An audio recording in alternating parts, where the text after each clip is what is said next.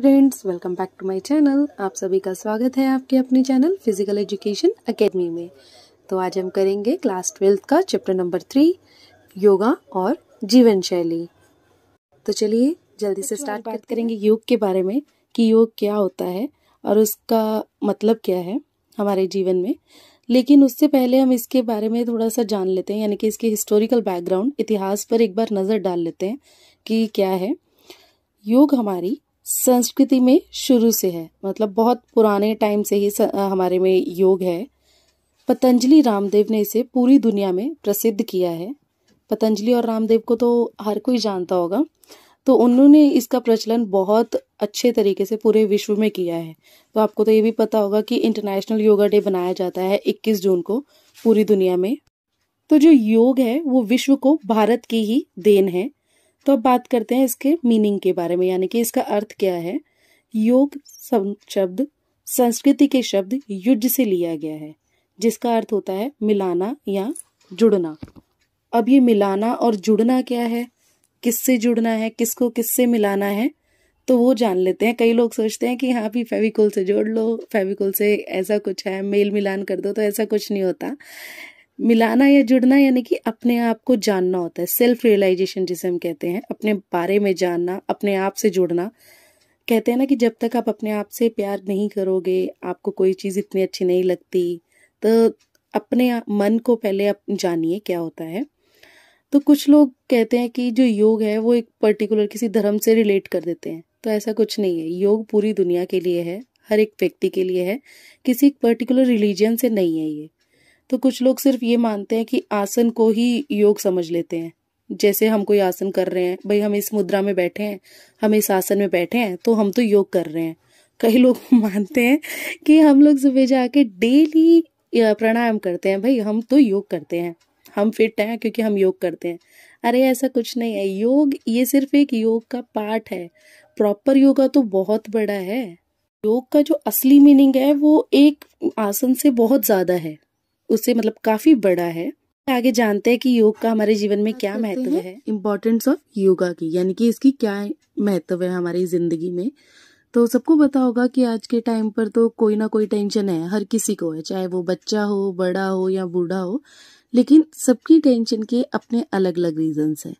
तो इन समस्याओं से, इन टेंशन से, इन स्ट्रेस से हम कैसे छुटकारा पा सकते हैं, तो वो हमारा योग बेस्ट है, जिसके द्वारा हम इन सब चीजों से बच सकते हैं। तो इसके कुछ पॉइंट्स हैं, जल्दी से उन पे ध्यान दे लेते हैं। जैसे पहला है फिजिकल प्योरिटी। फिजिकल प्योरिटी में क्या होता है कि आपके 3 गुण होते हैं बॉडी में, वात, पित्त और कफ, सबको पता होगा। तो जब ये बैलेंस रहेंगे, अगर ये स्वस्थ रहेंगे, तो हमारी जो बॉडी है वो सही रहेगी। अगर ये बिगड़ते हैं, इनमें कुछ भी दिक्कत आती है, तो हमारा जो प्रॉब्लम बॉडी में आती रहेंगी। तो इसको ठीक रखने के लिए हमें जैसे कुछ क्रियाएं होती हैं, धोती हो गया, नोली हो गया, कपालभाति, ऐसी कई क्रियाएं हैं जिससे हमारी बॉडी में ये जो फिजिकल प्योरिटी है, यानी कि आंतरिक सफाई हमारी बॉडी में होती है, जिससे हम फिट रहते हैं। उसके बाद आता है cure and prevention from disease. तो योग करने से क्या होता है कि जैसे आपको पता है आज के टाइम पे कोरोना तो बहुत ज्यादा फैल रहा है, तो वो हमारे सीधा लंग्स पे अटैक करता है। तो बॉडी में इम्यूनिटी पावर भी बहुत जरूरी होती है। कोरोना के टाइम पर सबको पता होगा कि बोला जा रहा था इम्यूनिटी पावर चाहिए, इम्यूनिटी पावर चाहिए। तो योग करने से क्या होता है कि आपके लंग्स स्ट्रांग होते हैं, इम्यूनिटी पावर अच्छी होती है। तो इससे क्या होता है कि आप जो जितने भी जैसे डिसीजेज हैं उनसे बच सकते हो। तीसरा देखते हैं इनहेंस फिजिकल ब्यूटी। तो आज के टाइम पर सभी लोग सुंदर दिखने के लिए जैसे बाहर की कई प्रोडक्ट्स हैं, ब्यूटी प्रोडक्ट्स हो गए, उन सब का इस्तेमाल कर रहे हैं ताकि फेस ग्लो करे, या इन सब चीजों के लिए सबके अलग अलग इफेक्ट रहते हैं। तो अगर आप उनके ऊपर इतना पैसा खर्चने से बढ़िया योग करें। योग में क्या होता है, आपकी इंटरनल बॉडी साफ रहेगी, और इंटरनल बॉडी साफ रहेगी तो फेस पर ग्लो ऑटोमेटिक ही आएगा, क्योंकि अगर आप अंदर से हेल्थी हो तो बाहर से भी हेल्थी ही दिखोगे। फिर आता है हमारा प्रोवाइड्स रिलैक्सेशन। जब भी हम घर का काम करते हैं, ऑफिस का काम करते हैं, बहुत ज्यादा थक जाते हैं, तो क्या होता है कि पूरे दिन की थकान के बाद अगर आप 5 मिनट शवासन या मकरासन में लेट जाओ या उस आसन को कर लो, आपका माइंड है, बॉडी है, वो रिलैक्स हो जाती है। Keeps the correct posture of body. देखा होगा बहुत सी पोस्चरल डिफॉर्मिटीज होती हैं, तो क्या होता है कि योग के द्वारा उन सबको ठीक किया जा सकता है। कैसे कि योग के द्वारा हमारे शरीर में फ्लेक्सिबिलिटी बढ़ती है। फ्लेक्सिबिलिटी यानी कि जो हमारी मसल्स में लचीलापन ज्यादा मतलब बढ़ जाता है, जिससे कि हमें इंजरीज होने के चांसेस भी कम रहते हैं और हमारी जो पोस्चर डिफॉर्मिटीज हैं उसके भी चांसेस कम हो जाते हैं। और उसके बाद देखेंगे इंक्रीज फ्लेक्सिबिलिटी। अभी हमने ऊपर पॉइंट पढ़ा था कि फ्लेक्सिबिलिटी बढ़ती है, मसल्स में लचक आती है और चोट लगने के चांसेस कम होते हैं। Reduce obesity. ओबेसिटी तो आज के टाइम पर हर दूसरे व्यक्ति की प्रॉब्लम बन चुकी है। मोटापा तो जैसे हर इंसान में आज के टाइम पर है। तो योग के द्वारा क्या होता है कि आप अपनी कैलोरीज बर्न कर सकते हो। कैलोरीज वेस्ट होंगी तो आपकी जो एक्स्ट्रा कैलोरीज हैं वो यूज होंगी, तो ओबेसिटी से आप उससे भी बचोगे। इसके बाद देखेंगे इम्प्रूव्स हेल्थ। जान है तो जहान है, वही बात हो गई। अगर आपकी हेल्थ अच्छी है तो आप सब कुछ ही कर सकते हो। तो योग से क्या होता है, आपकी एफिशिएंसी पावर होती है, जितने भी आपके सिस्टम्स हैं बॉडी के, उसकी एफिशिएंसी पावर को वो बढ़ाता है। उसके लिए जैसे आप प्राणायाम कर सकते हो, कई आसन हैं। आगे देखेंगे रिड्यूस मेंटल टेंशन और स्ट्रेस। टेंशन और स्ट्रेस तो सबको ही है, जैसे मैंने बताया था अभी आपको।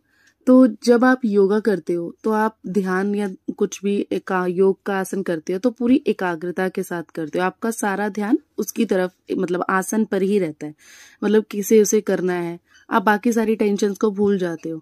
तो इससे क्या होता है, जो आपका मेंटली स्ट्रेस है वो भी कम होता है। अब आगे देखेंगे अष्टांग योग, यानी कि योग के जो अंग है उसे हम अष्टांग योग भी कहते हैं। तो ये 8 प्रकार के होते हैं।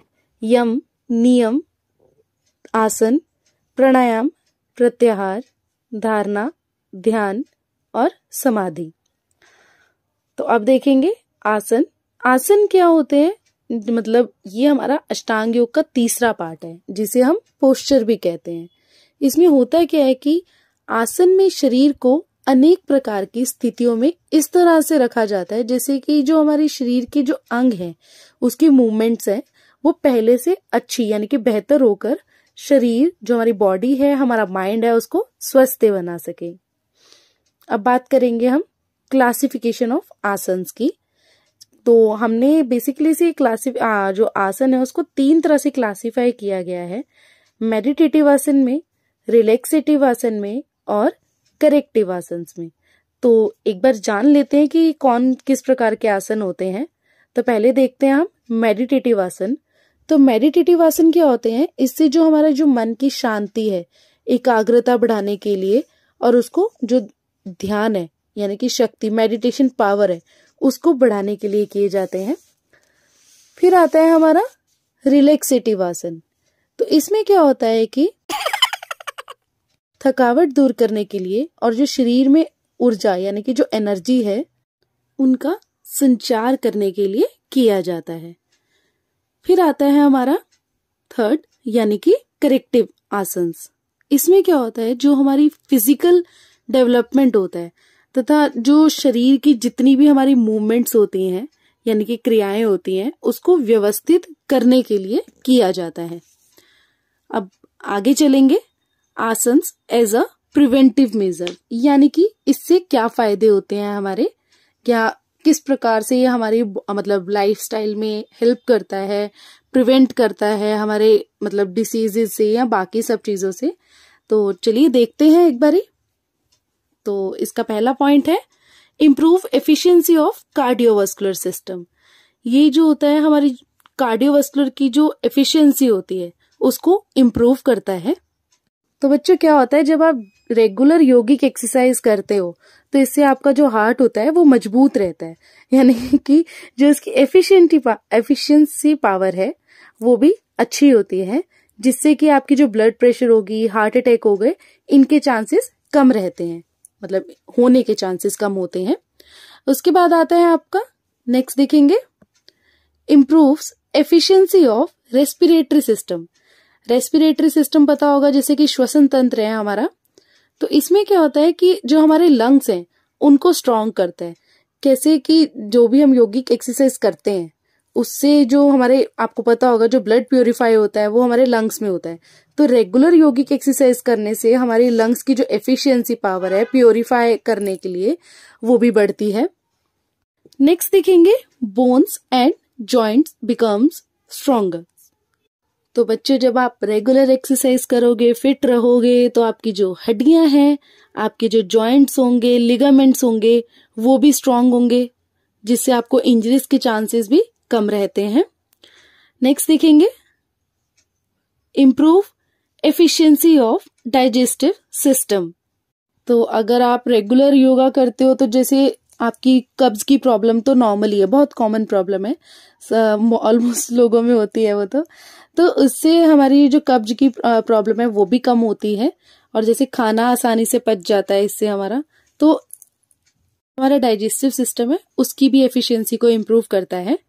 फिर आता है हमारा improve efficiency of nervous system.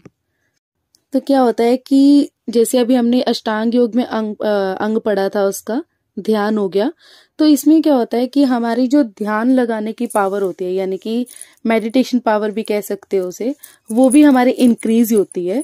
तो जिससे कि हम हमारी कंसंट्रेट करने की पावर, किसी भी चीज को, चाहे वो आप घर का काम कर रहे हो, स्पोर्ट्स में हो, स्टडी में हो, उसकी पावर बढ़ती है।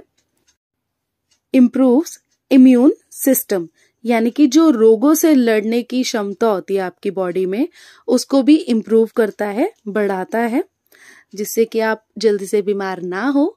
तो डेली योगिक एक्सरसाइज कीजिए और हेल्थी रहिए, फिट रहिए। और इसका हम सेकेंड पार्ट अब हम करेंगे नेक्स्ट वीडियो में, तो चैनल के साथ जुड़े रहिए। लाइक, कमेंट, शेयर, सब्सक्राइब करना ना भूलें, और नेक्स्ट पार्ट जल्दी ही आएगा, देखना ना भूलिएगा। Thank you.